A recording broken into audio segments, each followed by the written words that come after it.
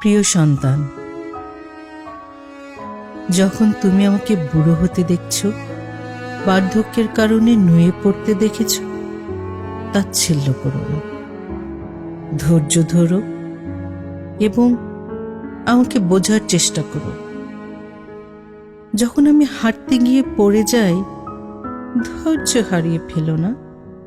মনে করো সেই সব দিনের কথা, যখন তোমার ছোট ছোট হাত ধরে গুটি গুটি পায়ে তোমাকে হাঁটতে শিখিয়েছিলাম।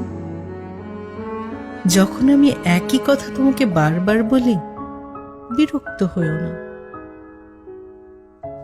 কারণ যখন তুমি ছোট ছিলে, তখন একই গল্প কতবার না তোমাকে শুনিয়েছি।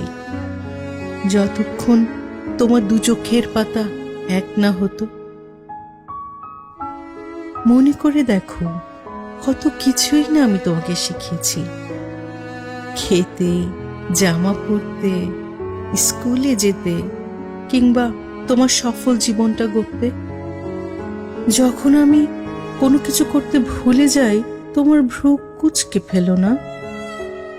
আমাকে কিছু সময় দিও মনে করার, এবং যদি মনে করতে নাও পারি, বিরক্ত হইও না।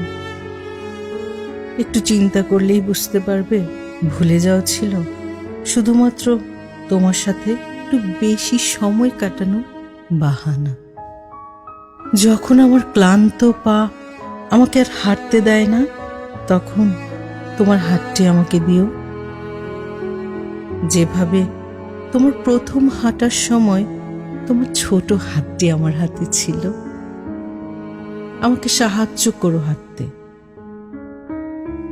সাহায্য করো আমার জীবনের অন্তিম মুহূর্তগুলো তোমার ভালোবাসা নিয়ে কাটাতে। আমি শুধু তোমাকে দোয়া এবং ভালোবাসা দেব, যা ছিল সব সময় তোমার জন্য। ভালোবাসি, তোমার মা।